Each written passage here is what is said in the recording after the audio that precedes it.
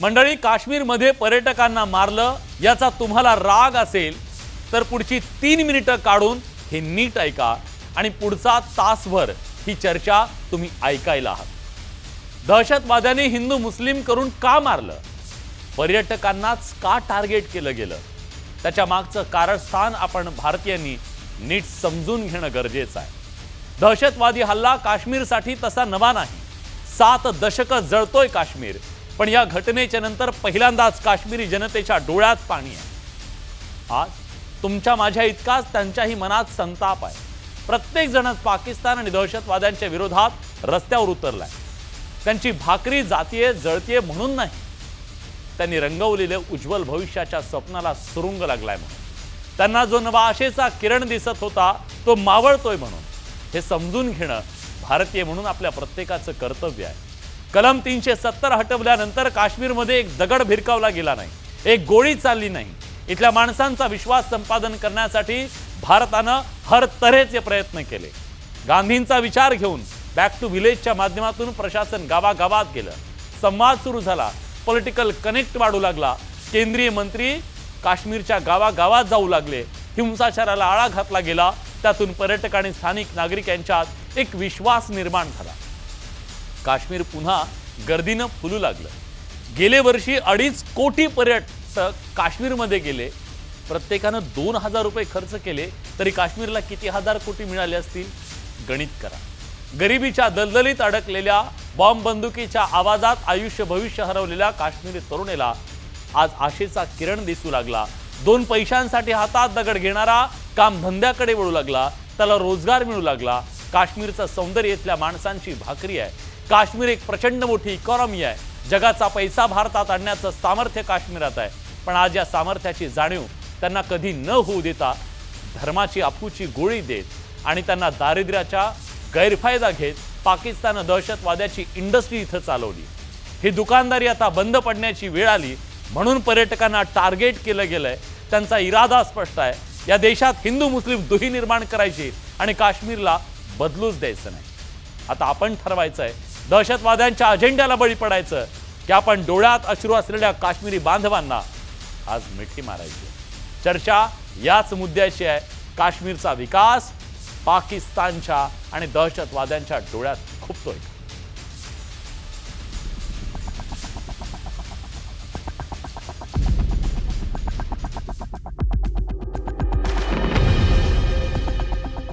पृथ्वीवरचा स्वर्ग म्हणून ओळखल्या जाणाऱ्या काश्मीरला पुन्हा स्मशान बनवण्याचा दहशतवाद्यांचा मनसुबा आता उघड झालाय।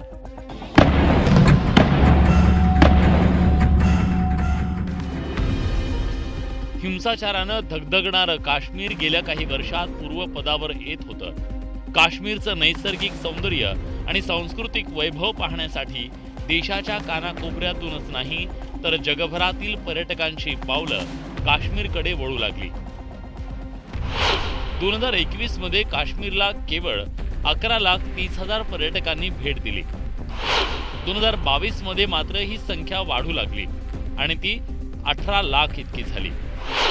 2023 मध्ये ही संख्या आणखी वाढली। एकट्या गुलमर्गमध्ये 16.5 लाख पर्यटक दाखल झाले।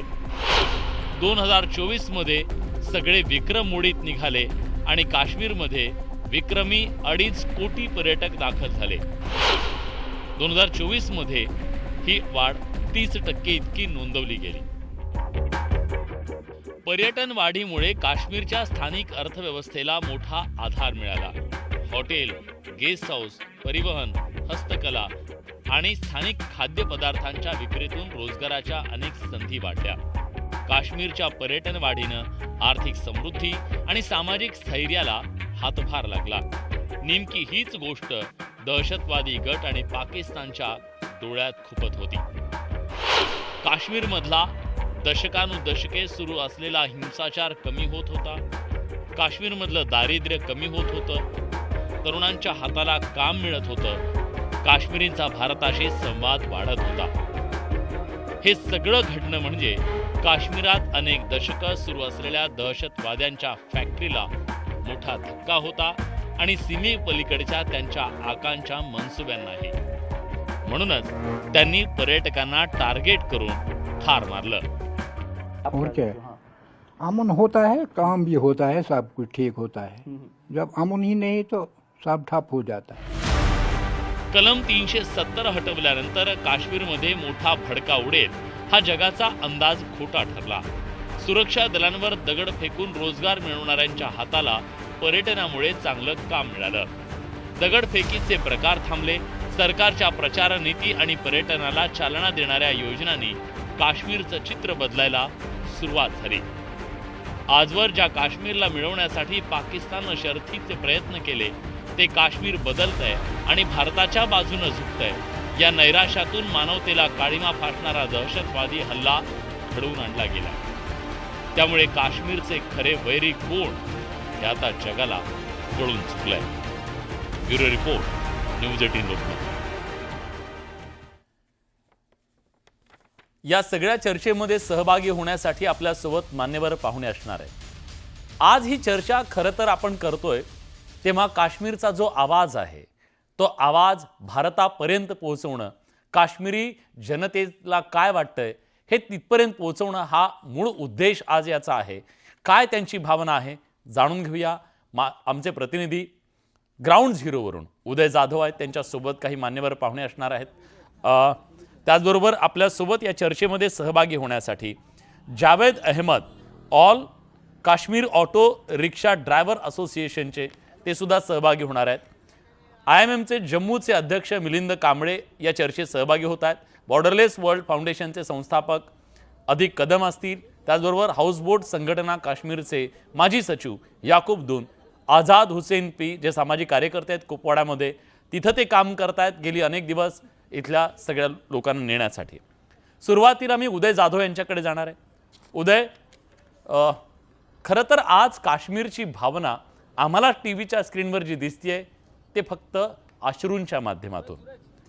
काश्मीरी जनतेच्या मनावर या हल्ल्यानं किती मोठा आघात केलाय।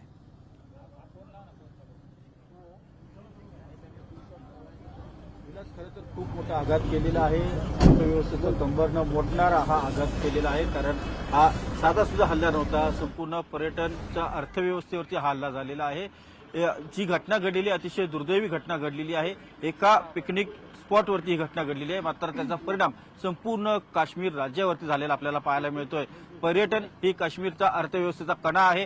जवळपास 80% महसूल राज्य सरकारला या पर्यटनमधून उद्योगातून मिळत असतो। त्यामुळे तिथेच जर आघात झाला तर संपूर्ण काश्मीरचं जे एकूण अर्थव्यवस्था आहे ती कोलमडते आहे। आणि दहशतवाद्यांनी म्हणजेच पाकिस्तान पुरस्कृत जी दहशतवाद आहे त्यांनी अगदी मर्मावरती हल्ला केलेला आहे। त्यामुळे भारताला आता याचं सडेतोड उत्तर देणं अत्यंत महत्त्वाचं आहे आणि ते लवकरात लवकर दिलं। सर्वसामान्य पर्यटकांवरती खूप मोठा विश्वास निर्माण केला तर काश्मीरचं पर्यटन हे नंदनवन जे आहे पुन्हा एकदा पर्यटकांनी भरून जाईल आणि त्यामुळे काश्मीरची अर्थव्यवस्था पुन्हा एकदा उभारी घेऊ शकेल। आणि ते करण्यासाठी आता केंद्र सरकारला असे कठोर पाऊल जे आहे ते उचलावं लागणार आहे।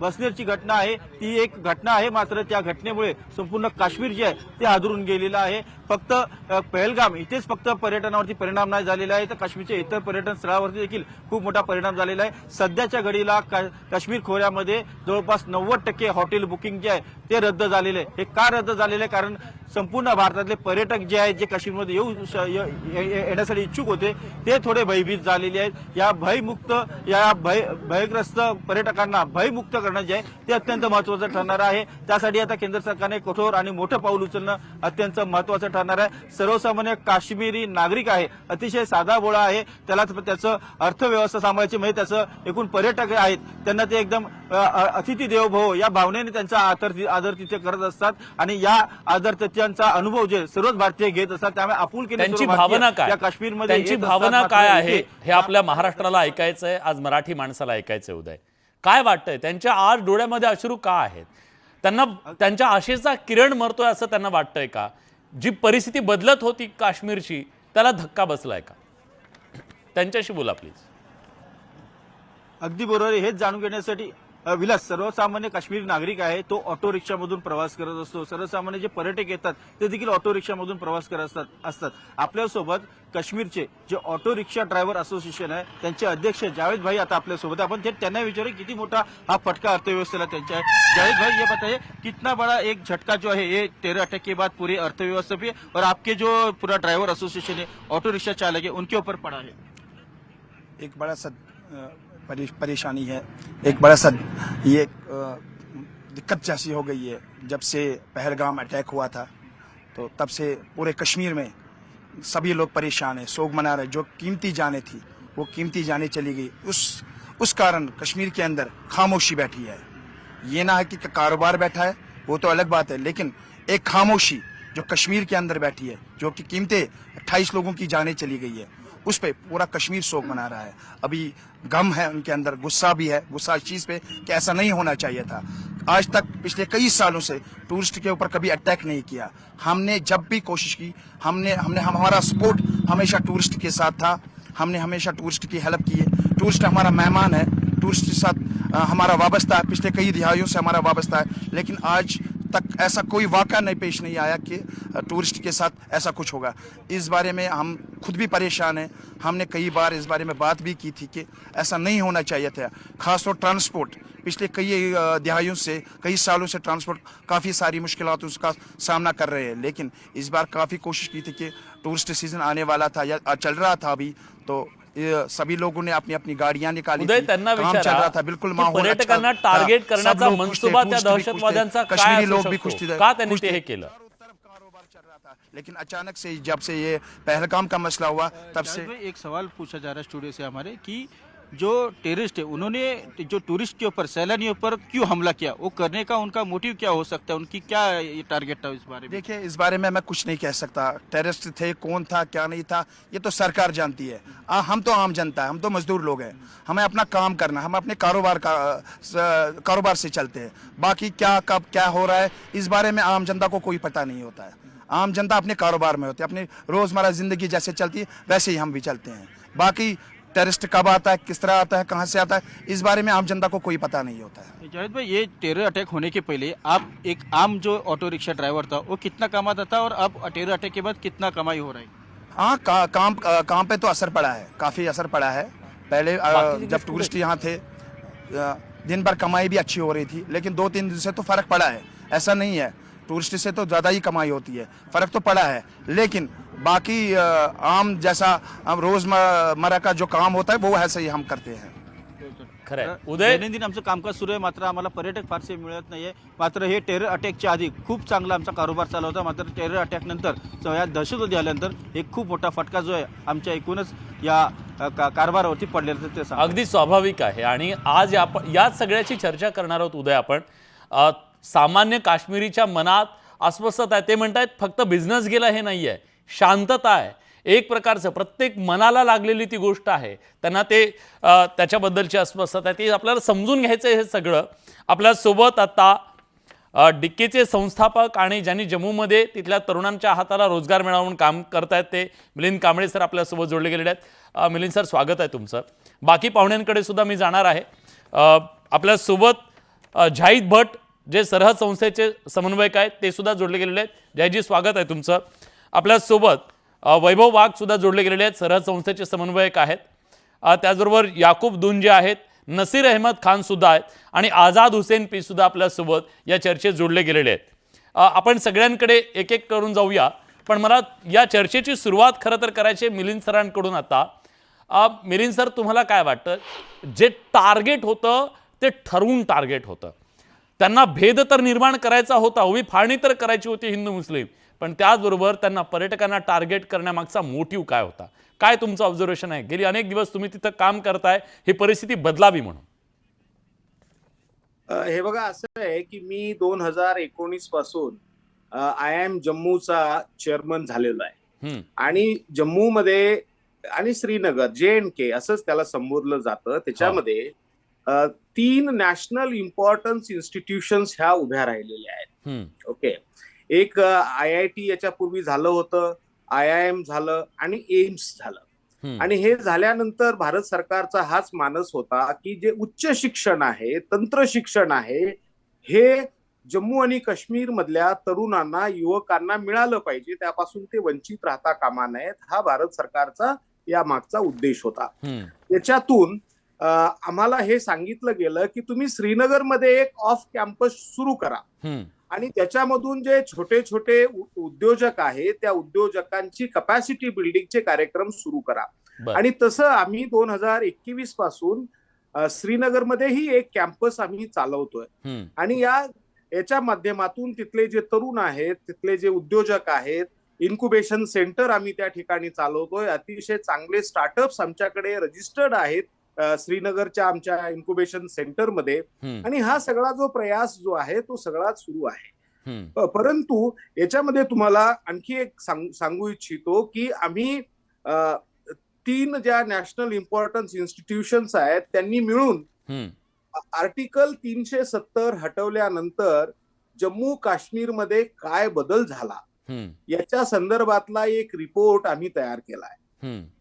म्हणजे IIM जम्मू, IIT जम्मू आणि एम्स जम्मू याच्यामध्ये 8 विषय मेजर आम्ही त्याच्यामध्ये घेतले होते. एक quality of life, infrastructure development, health care indicators, facility, quality of education and education policy, special indicators, social indicators आणि असे सगळे मिळून आम्ही 8 महत्वाचे जे मुद्दे आहेत त्याच्यावरती तिन्ही संस्थांनी त्रयस्थ आम्ही 4,500 रुरल, अर्बन सगळे सामाजिक कॅटेगरी यांचे रिस्पॉन्सेस आम्ही गोळा केले आणि या सगळ्या रिस्पॉन्सेस मधून एक प्रामुख्याने गोष्ट आमच्या लक्षात आली की सगळ्यांचं म्हणणं होतं की क्वालिटी ऑफ लाईफ असेल, हेल्थ केअर असेल पासून याच्यामध्ये 80% बदल झालेला आहे. पूर्वीची जी स्थिती होती त्याच्यामध्ये 80%.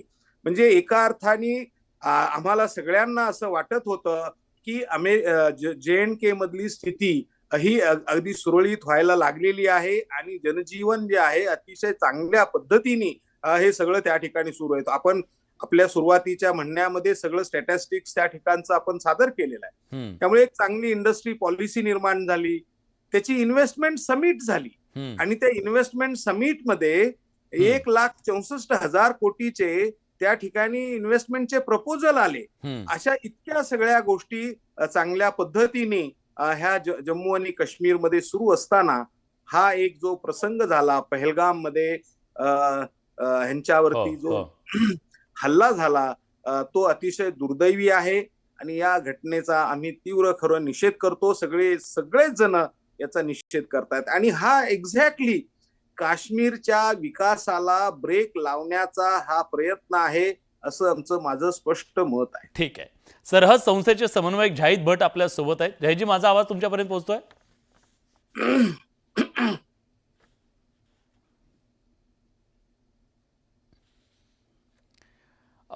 अधिक कदम आपल्या सोबत आहेत, बॉर्डरलेस वर्ल्ड फाउंडेशनचे संस्थापक आहेत. अधिकजी, गेली अनेक वर्ष तुम्ही काम करताय. गेल्या काही दिवसात बदलणारं काश्मीर तुम्ही जवळून पाहिलेलं आहे. मोटिव्ह हाच आहे, काश्मीर बदलतोय, तो बदलू द्यायचा नाही, म्हणून ही अशा प्रकारची गोष्ट घडवून आणली गेली तिथं? बेसिक आहे. आता एक सांगायचं म्हणजे परवा आपल्या देशाच्या पंतप्रधानांनी एक छान एक सेंटेन्स त्यांनी एक मेन्शन केलं की हा आपल्या देशाच्या आत्म्यावर हल्ला आहे. एक इम्पॉर्टंट स्टेटमेंट आहे ऍक्च्युली. म्हणजे त्याला जर दुसऱ्या साईडने बघितलं तर आत्म्याला कुणी हलवू शकत नाही. आत्मा धार्मिक नसतो, आत्मा कुठल्या जाती धर्माचा नसतो, आत्म्याला जाळू शकत नाही, आत्म्याला पुरू शकत नाही. आत्मा हा बेसिकली इट्स एनर्जी आणि विच इज ती कायमची शाश्वत आहे बेसिकली. पण ऍट द सेम टाइम त्यांनी हे सांगितलं की म्हणजे ह्या भारताचा जो आत्मा जो आहे ना, हा बेसिकली एकात्मता हा आपल्या भारताचा ऍक्च्युली आत्मा आहे. म्हणजे त्यांना हे सांगायचंय की आमच्या आत्म्याला धक्का लावायचा प्रयत्न केला पण तो त्यांनी काय होणार नाही ऍक्च्युली. आणि काश्मीरचं महत्व सुद्धा अधोरेखित होतं त्याच्यातनं, आत्मा हा शब्द वापरला. हे जे आहे की हे एकात्मता जी आहे, ही जी युनिटी जी आहे या देशाची, म्हणजे त्यांना हे नाही सांगायचं की भारत आणि हिंदू आणि मुस्लिमांमध्ये प्रॉब्लेम आमच्या देशामध्ये आहे. त्यांना हे सांगायचं आणि जगाला ओरडून त्यांनी सांगितलंय की बेसिकली हिंदू आणि मुस्लिमांमध्ये प्रॉब्लेम नाहीये, आमच्या ह्याच्यामध्ये एकात्मता हा आमचा मेन बेसिकली आमचा सोल आहे. सोल हे जगजाहीर आहे की soul cannot be destroyed. So ह्या देशाची एकात्मता डिस्ट्रॉय होणार नाही, and that is a strong message our prime minister given to the country.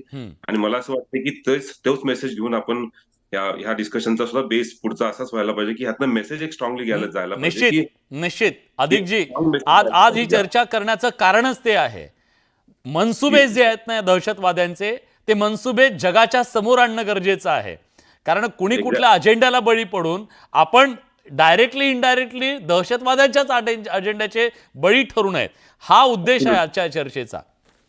मला हे सांगायचं आता कांबळे सरांनी जे सांगितलं की ज्या पद्धतीने वेगवेगळ्या इन्स्टिट्यूशन्स जम्मू काश्मीरमध्ये मागच्या काही वर्षांमध्ये म्हणजे more than decade they are basically working for the development, आणि खूप खूप स्मॉल स्केल लेवलला जाऊन म्हणजे एकदम फ्रंटला जाऊन ग्राउंडवर जाऊन तिथल्या लोकांच्या अडचणी समजून घेणं. म्हणजे आता मला स्वतःला 28 वर्ष झाले. म्हणजे मी जेव्हा काम सुरू केलं त्या टाइमला कुठल्याही संस्था किंवा कुठल्याही अशा ऑर्गनायझेशन तिथं फील्डवर येत नव्हत्या, कारण 100% अशी एरिया होता की जिथं नॉन मुस्लिम कामच करू शकत नव्हतं. आणि त्या टाइमला मी काम सुरू केलं, त्यामुळे त्यावेळेची सिच्युएशन मला माहिती आहे. म्हणजे ज्यावेळेस काश्मीरमध्ये घराघरामध्ये गावागावामध्ये आतंकवादाचा इम्पॅक्ट होता, त्याच काश्मीरमध्ये आज आणि त्यावेळेस बंद पुकारला तर अख्खा काश्मीर भारताच्या विरुद्ध बंदामध्ये सहभागी होत होता.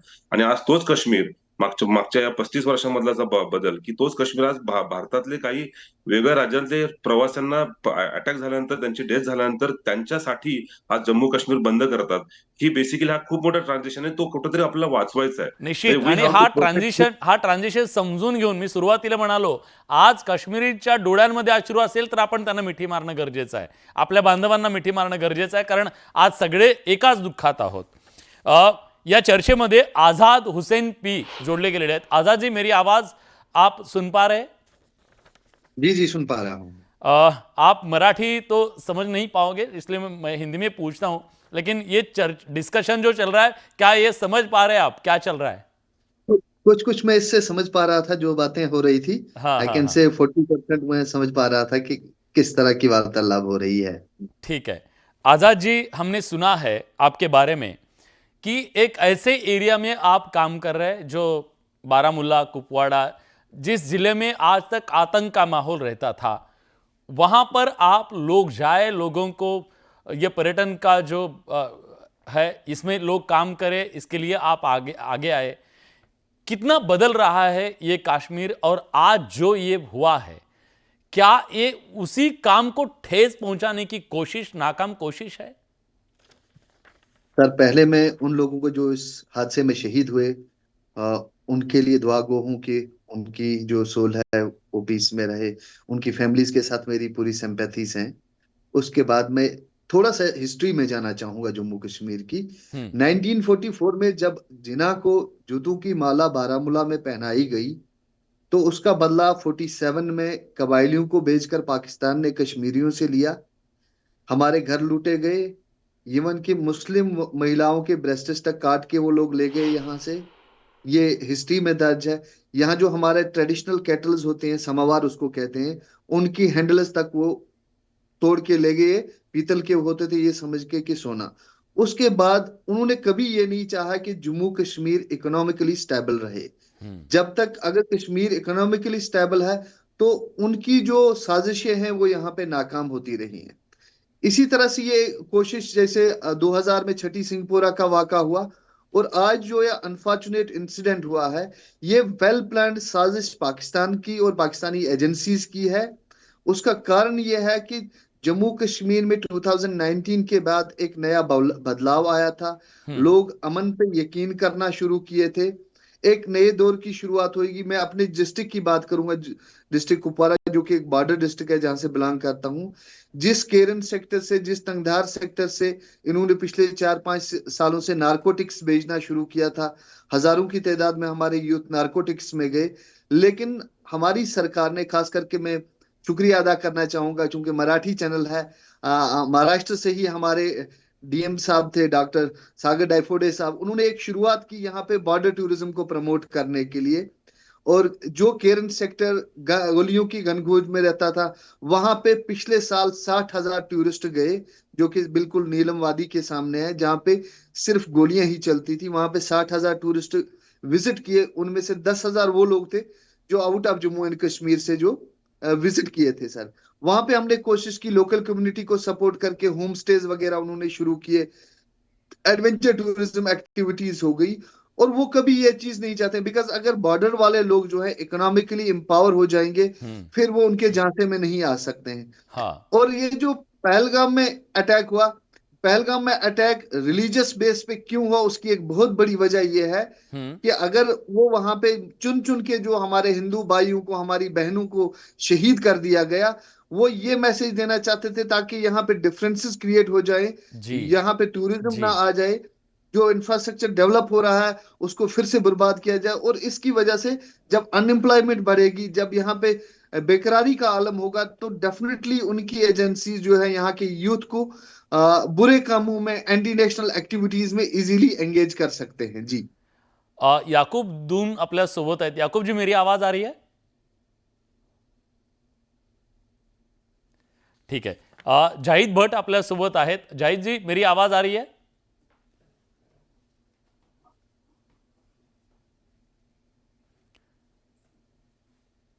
जाहिद जी, माझा आवाज तुमच्यापर्यंत पोहोचतोय?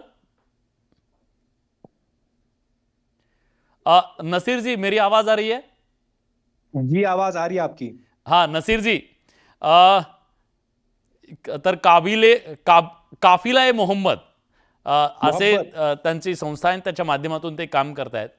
नसीर जी, क्या आप हमें बता पाएंगे आज ये कश्मीर की जनता, जो कश्मीरी जनता है, क्या सोच रही है?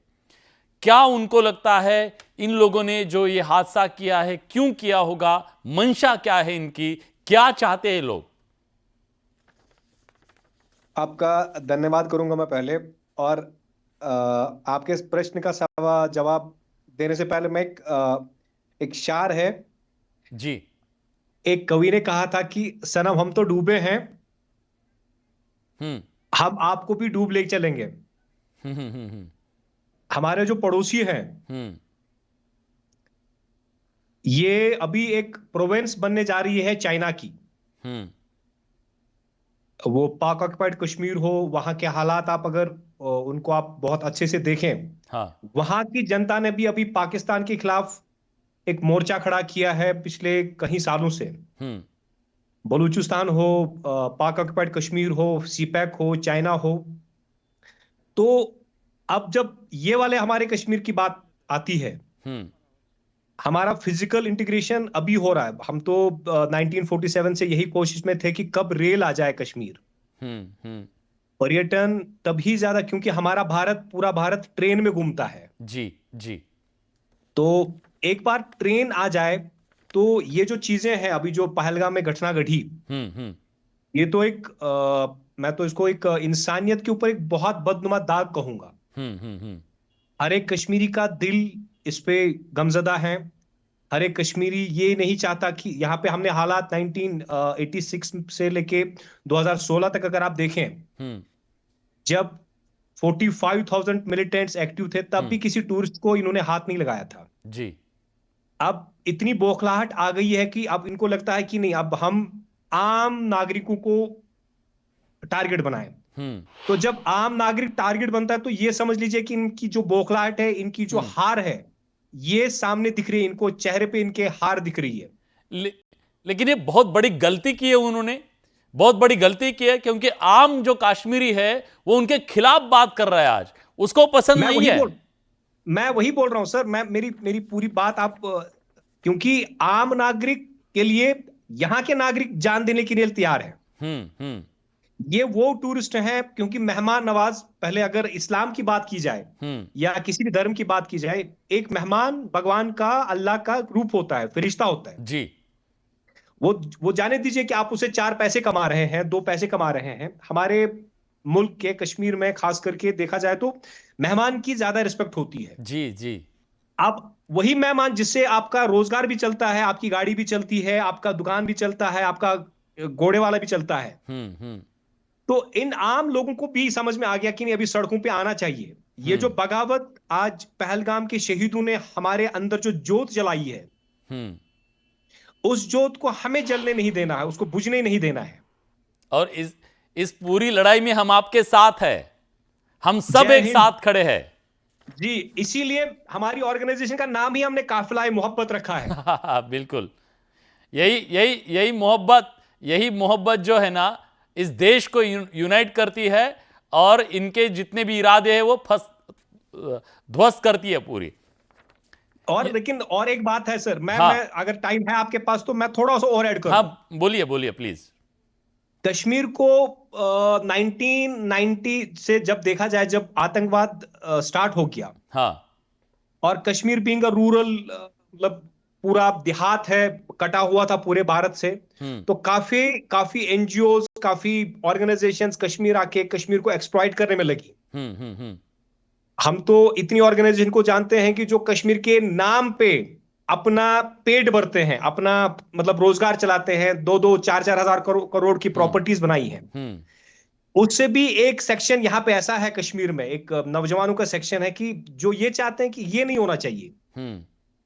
उनके लिए इंपॉर्टेंट ये है कि देखिए, हमारे लिए सबसे इंपॉर्टेंट वो आम भारतीय है जो कश्मीर को दिल के करीब रखता है जी, जो कश्मीर के हर हिस्से को नंदनवन मानता है।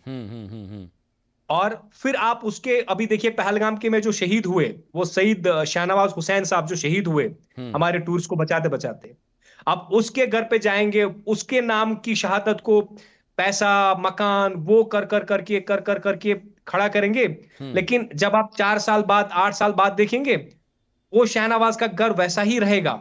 उसकी वो जो एक वो होता है ना, क्योंकि एक्सप्लॉइटेशन करने के लिए आपको कॉन्फ्लिक्ट की ही चाहिए। जी जी, आप नॉर्थ ईस्ट की बात देखिए, आप कश्मीर की बात देखिए, आप छत्तीसगढ़ की बात देख लीजिए। कुछ ऑर्गेनाइजेशन तो ऐसी है जिनको कश्मीर के नाम पे जमीन दी गई पूरे भारत में, लेकिन वहां पे कश्मीरी स्टूडेंट्स नहीं पढ़ते अभी। तो कहने का मतलब, मैं देखिए मैं किसी के खिलाफ नहीं हूं, लेकिन कामत सर ने जैसे बात की, गवर्नमेंट इतनी सिंसियर है, इतना सीरियसली कश्मीर के ऊपर इन्वेस्टमेंट्स कर रही है जी। अभी तो इलेक्टेड गवर्नमेंट आ गई, लेकिन इससे पहले एलजी एडमिनिस्ट्रेशन में तो इतने प्रपोजल सामने आ गए। मतलब यू विल नॉट बिलीव कि एशिया का सबसे बड़ा हमारा शॉपिंग मॉल कश्मीर में बना रहे, एमआर ग्रुप बना रहे हैं। अब हमारे कश्मीरी पंडित भी वापस इंशाल्लाह आ रहे हैं। नहीं, यही तो बात है ना, ये जो बदल रहा है कश्मीर, ये बदलता हुआ कश्मीर ही उनके आंखों में चुभ रहा है ना। बात मेरे को एक ही बुरी बात उस दिन लगी जब ये शहादतें इन लोगों की हो गई पहलगाम में, तो जो ही ये नैरेटिव स्टार्ट करने किया कि हिंदू थे, मुसलमान थे, तो ये हम एजेंडे पे चल रहे थे, जो आतंकवादियों का एजेंडा था कि बिल्कुल कराया जाए। तो अल्हम्दुलिल्लाह अल्लाह का करम है कि हमारी मैच्योर जनता ने, चाहे वो कश्मीर में रहे या कश्मीर से बाहर जो मीडिया रहे, अभी आप देखिए लाल चौक में कितने ऐसे रिएक्शंस हो रहे हैं, मतलब मीडिया को लेके। लेकिन एज अ मीडिया हम आज पूरी कश्मीर की आवाज आप देखेंगे तो एक कश्मीर की आवाज हम देश तक पहुंचाने की कोशिश कर रहे, और तो जो कश्मीरी चाहता है, कश्मीरी क्या मानता है, उसकी भावनाएं क्या है, ये हम सामने रखने की कोशिश कर रहे। खरं तर तुम्ही काश्मीरमध्ये गेल्यानंतर त्या हाऊसबोटमध्ये बसला नाहीत असं कधी होणार नाही, आणि त्या हाऊसबोटचे माजी सचिव त्या संघटनेचे याकूब दून आपल्यासोबत आहेत। याकूब जी, क्या मेरी आवाज सुन पा रहे हैं आप? बिल्कुल जनाब। हाँ याकूब जी, ये जो हादसा हुआ है, इसके बाद क्या कश्मीर के जो जनता है इसके बीच पूरा गुस्सा है इस आतंकवाद के खिलाफ?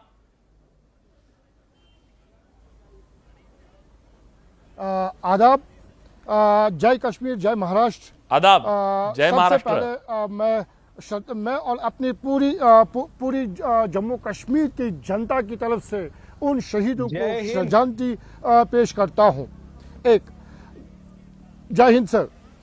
दूसरी बात यह है कि जैसे उदय जी ने अपने इंट्रोडक्शन में ही कहा था, अतिथि देवो भव, मेहमान हमेशा हमने भगवान के रूप में देखा है। ये कोई नई बात नहीं है। जब से टूरिज्म यहाँ पे जन्मा है, तब से लेके हाउस बोट ऑनर्स जो यहाँ पे डल झील में है, निगीर में है, जहलम में है, चिनार में है, चिनार बाग में है, तो तब से 47 से लेके अभी तक पहला हाउस बोट जो 1981 में बनाया गया था, तब से लेके आज तक की मैं बात कर रहा हूँ जनाब, जब से हमने यहाँ पे टूरिज्म को सर्व किया, और ये कश्मीर का धरती का ऐसा टुकड़ा है जो मेहमान नवाजी के लिए माना जाता है। ये आपको भी मालूम है, बखूबी सबको मालूम है, सबको मालूम है, पूरे वर्ल्ड को मालूम है। कहना पड़ता है जो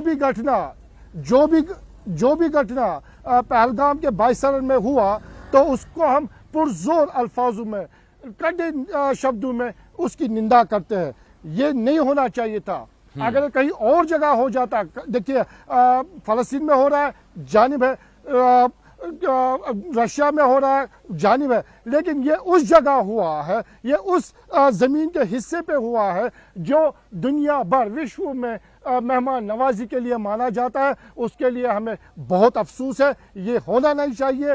ठीक है, मेहमानों के खिलाफ ये हुआ है, लेकिन मेहमानों के सिर में गोली मारी है, और आप लोगों के वहां के कश्मीरी उनके पेट पे लात मारी है इन लोगों ने। ये कश्मीर के दुश्मन है, कश्मीरियों के दुश्मन है, ये साफ हो चुका है अभी। मैं उसी बात पे आ रहा हूं। मैंने यही कहा था, आपने बीच में टोका, मैंने कहा कि ये जो मेहमान है हमारे, जो कश्मीर आते हैं, घूमने आते हैं, ये हमारी दिल की धड़कनें हैं। ये हमारे दिल की धड़कन से ज्यादा नहीं है। ये जब आते हैं तो तभी हमारी यहाँ पे दिल जो है वो धड़कते हैं। नंबर 1। नंबर 2, जो ये अटैक पहलगाम में हुआ, ये सरासर अटैक केवल और केवल उन टूरिस्ट पे नहीं था, लेकिन ये पूरा जो अटैक है ये कश्मीर, जम्मू कश्मीर की जनता की रोजी रोटी पे भी था। तो मैं ये कहूँगा कि ये सीधा अटैक जम्मू कश्मीर की जनता की रोजी रोटी पे था जनाब, क्योंकि जब यहाँ पे कश्मीर में एक टूरिस्ट आता है तो उसके पीछे फिर एयरपोर्ट से अगर उसको रिसीव किया जाए तो ड्राइवर उसको रिसीव करता है, वो उस पर पलता है। हाउस बोट पे आता है तो हाउस बोट वाला पलता है, शिकारा वाला पलता है, गाइड, स्लेज, घोड़े वाला, ड्राई फ्रूट वाला, जितने भी इसके साथ ताल्लुक रखते हैं इस टूरिज्म के साथ, वो सारे के सारे डायरेक्टली और इनडायरेक्टली टूरिज्म पे निर्भर करते हैं। और लेकिन आज अगर देखा जाए तो पूरी जो ये वादी है इस वक्त गम में डूबी हुई है। अगर हमारे आप तो बॉम्बे में है, महाराष्ट्र में, अगर आप यहाँ पे आते हैं, उदय जी यहाँ पे पिछले 5 दिनों से उन्होंने देखा कि हर फैमिली का जो मेंबर है इस वक्त खून के आंसू रो रहा है, क्योंकि उसके बाद अब क्या, यानी जो यहाँ पे जो टूरिज्म का पीक सीजन था वो नष्ट हो चुका है, वो बर्बाद हो चुका है। लेकिन आपके चैनल के माध्यम से मैं दरख्वास्त करता हूं, अपील करता हूं, विनती करता हूं ministry of tourism, government of India से कि वो ऐसा प्रोग्राम बनाए अब, क्योंकि अब जो हो गया, लेकिन अब ऐसे प्रोग्राम बना दे, मार्केटिंग करे, प्रमोशन करे, और ऐसा उनको जो आने वाले लोग आने की प्लानिंग करे। बिल्कुल याकूब जी, हम भी आपको बताते हैं, हम ये प्रोग्राम ही इसीलिए कर रहे हैं ताकि इन जो दहशतगर्दी है उनके जो इरादे हैं वो सफल नहीं होने चाहिए, उनके जो इरादे हैं वो ध्वस्त करने हमें, इसलिए हम सब लोगों को ये बताने की कोशिश कर रहे हैं कि ये लोग चाहते क्या है और हमें वो नहीं करना है। और हम पूरे एक साथ खड़े हैं, हम आपके साथ खड़े, हम आएंगे, कश्मीर आएंगे, आपकी मेहमान नवाजी हमें देखनी है। कश्मीर की जनता भी पूरे देश के साथ इस वक्त, जम्मू कश्मीर की जो जनता है इस वक्त एक ही आवाज, एक ही सुर में पूरी कौम के साथ, एंटायर नेशन के साथ खड़ी हुई है। आपने देखा होगा 2 दिन से पहले, और आपके साथ पूरा नेशन, पूरा महाराष्ट्र, हम सब खड़े हैं। में हमने प्रोटेस्ट किया। जी जी, जिंदाबाद, जिंदाबाद। मैं यही कह रहा हूं, आपके चैनल के माध्यम से कहना चाहता हूं प्राइम मिनिस्टर ऑफ इंडिया को, होम मिनिस्ट्री ऑफ इंडिया को, खासकर ministry of tourism, government of India को, कि वो ऐसे प्रोग्राम बना दे, मार्केटिंग करे, प्रमोशंस करे, एक नारा बना दे, ऐसा नारा बना दे कि एक बार कश्मीर आकर तो देखो। बिल्कुल, यहाँ पे भी इंसान रहते हैं, अगर यहाँ पे भी इंसान रहते हैं, यहाँ पे भी हर एक की तमन्ना होती है कि वो अपनी रोजी रोटी के लिए मेहनत करता है। जो दिल से बात कह रहे हैं आप याकूब जी, जो बात आप दिल से कह रहे हैं वो यहाँ तक पहुंच रही है, हमारे यहाँ तक पहुंच रही है और अब पूरे शरीर पे रोंगटे खड़े हो रहे हैं. हम नहीं होने देंगे इनकी पूरी ये प्लॅनिंग. और मिलिंद सर, मी तुम्हाला सांगतो, तुम्ही सरकारपर्यंत हे पोहोचवा की हे खरं तर सरकार प्रयत्न करतंयच, त्याच्याबद्दल कुठलंही दुमत नाही. वैभव वाघ आता तिथं काम करतायत. वैभवजी, माझा आवाज तुमच्यापर्यंत पोहोचतोय? हो सर, येतोय आवाज. हा वैभवजी, ज्या प्रकारची ही सगळे प्रयत्न गेल्या काही दिवसामध्ये झालेले होते, विशेषतः 370 कलम हटवल्याच्या नंतर त्याचा ज्या प्रकारे त्याचे परिणाम आपल्याला दिसत आहेत, 2.5 कोटीपर्यंत इथं सगळे पर्यटक पोहोचलेले होते. इकॉनॉमीला त्या सगळ्याचा किती मोठा परिणाम आपल्याला दिसलेला आहे. आणि हे सगळं इकॉनॉमी आणि दहशतवाद याचं काय रिलेशन दिसतंय तुम्हाला?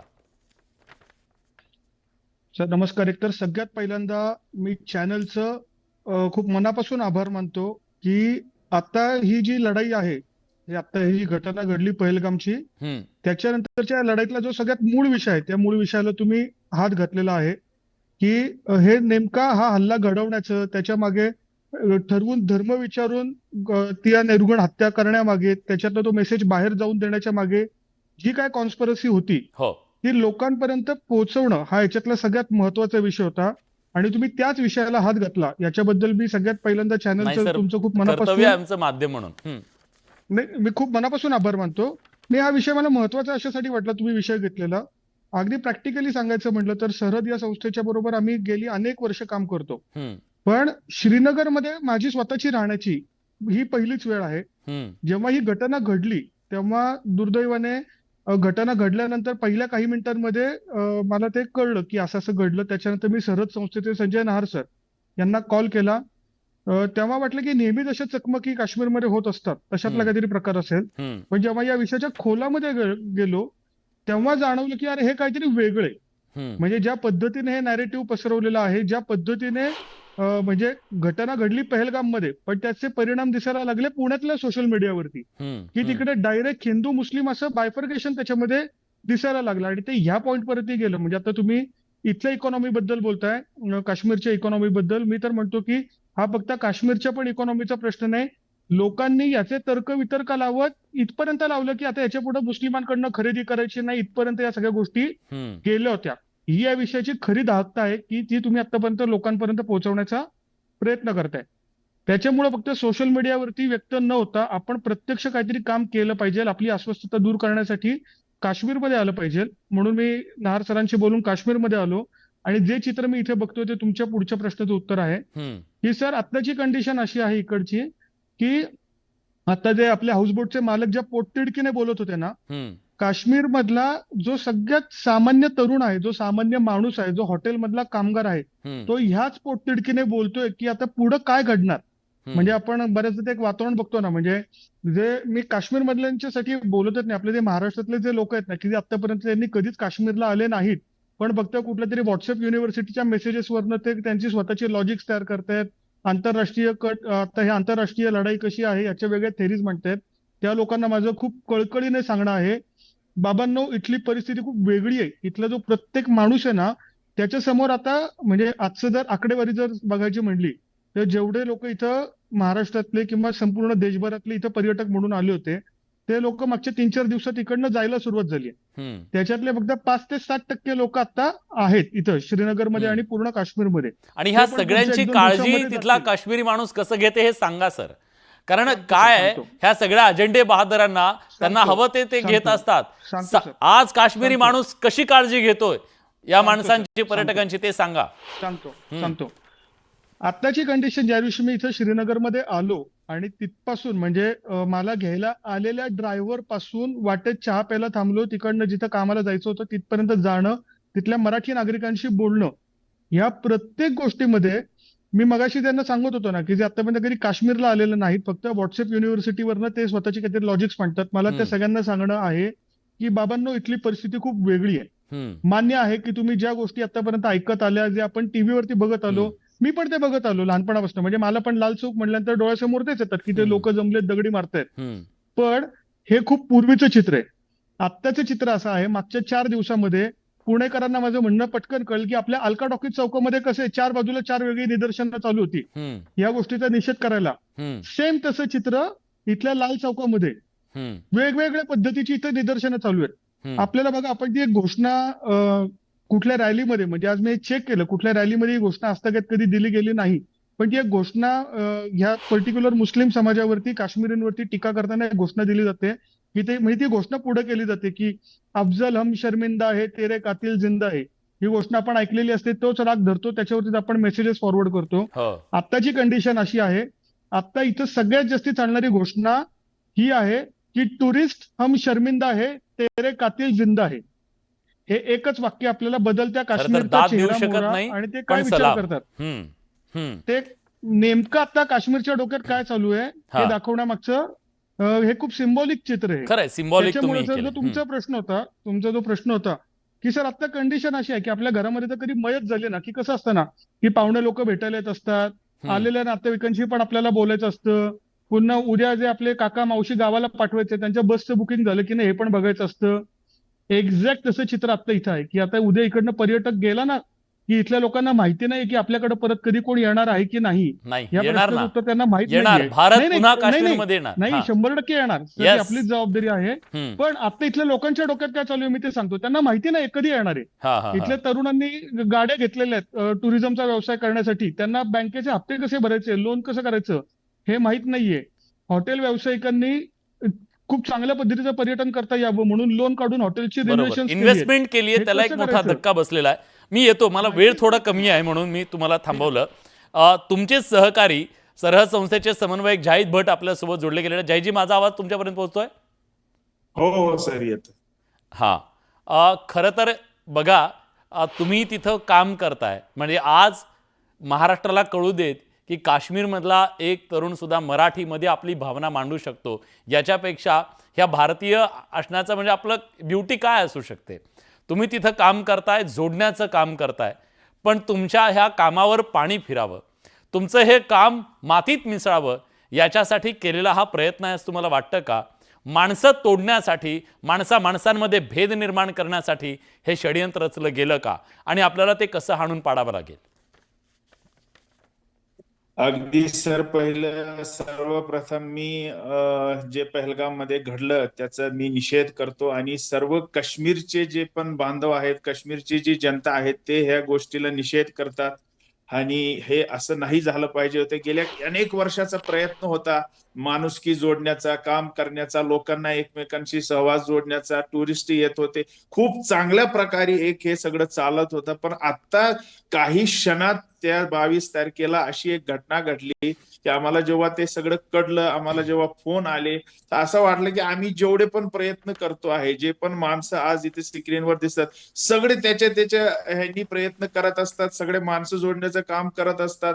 महाराष्ट्र म्हणावं, गुजरात म्हणावं, रेस्ट ऑफ सगळ्याकडनं आपले इथे टुरिस्ट येतात. पण ही घटना घडल्यामुळे असं वाटलं की आपली एवढी जे मेहनत आहे ते हे हल्ला झाल्यानंतर माणसं जोडण्याचं काम जो आपण करत होतो ते वायाला गेलं. हे खरंच हे म्हणजे खूप हे असं व्हायला नाही पाहिजे होतं, असं झालं. हे खूप दुःख झालं हे. आणि काश्मीरमध्ये लोकांनी 50% लोकांनी त्या दिवशी जेवले नाहीयेत, त्यांच्या घरात स्वयंपाक नाहीये त्या दिवशी, कारण ते म्हणले की सगळं ठीक आहे पण एका मेहमानवरती, टुरिस्टांवरती, आपल्या ज्यांचे येणारे आपलं घर चालतोय त्यांच्यावरती असं केलं, हे कुठल्याही काश्मीरी माणसाला स्वीकार नाही, एक्सेप्ट नाही. आणि ह्यामुळं खूपच इथं आज वातावरण, तणाव लोकांमध्ये, आता काय होईल पुढे, 6 महिने कोणी येणार का नाही, वर्षभर कोणी येणार का नाही, अशी जी परिस्थिती निर्माण झालीये, लोकांना मानसिक त्रास झालाय त्याचा. हे हल्ला झालाय, लोक म्हणजे आज आम्ही बोलत होतो लोकांशी, मी जेव्हापासून ही घटना घडली कमीत कमी 600-650 लोकांशी बोललो, वेगवेगळ्या हॉटेलमध्ये गेलो, त्यांना विचारलं, त्यांना प्रोत्साहन दिले. काही लोक त्याच्यात खूप घाबरलेले होते, पण लोकल लोकांशी बोललो तर एकूण प्रतिक्रिया अशी होती की आम्हाला सगळ्या लोकल लोकांनी खूप मदत केली, खूप आम्हाला तिथनं आणलं, आम्हाला हॉटेलवाल्यांनी खूप सहकार्य केलं. एकूण असा जो चित्र आहे तो खूपच आम्हाला हे झालं. पण ही जी मेहनत केली होती ते एका हल्ल्यानी जे पहलगाम मध्ये घडलं त्यांनी असं वाटलं की हे खूप आम्ही ह्यांनी खूप उद्ध्वस्त झालोय सर. नाही, आपल्याला हे सगळं पुन्हा उभं राहायचं आहे. आणि मी सांगतो तुम्हाला, मी स्वतः येणार आहे काश्मीरला. आणि आलं हा हा वाघजी बोला. वाघ मला बोला. आमची ही इच्छा आहे की आम्ही सगळ्यांना आवर्जून वेलकम करतोय, सगळ्यांना सांगतोय तुम्ही या, जसं पुन्हा या पुन्हा या पुन्हा या. We are most welcome. सगळ्यांना आम्ही इथं हे करू आणि लोकांनी यायला पाहिजे. खरं आता ह्यांची ज्यांनी हे हल्ला केला त्यांची मनशा होती, ही मनशा आपण त्यांची नाकाम करून दाखवू, आपण येऊन दाखवू. आणि हे आपण दाखवू लोकांना की जम्मू काश्मीरची जनता भारताबरोबर आहे, जम्मू काश्मीर पूर्ण भारताबरोबर आहे. आणि हे आज नाही, गेल्या किती वर्षीपासून आपण प्रयत्न आणि जाताना पुन्हा सांगतो मिलिंद सर, तुम्ही सरकारपर्यंत हे पोहोचवा. हे बंद तुटू द्यायचे नाही. दोर कुठलाही कापला जाणार नाहीये. हे बंद अजून घट्ट होणार आहेत.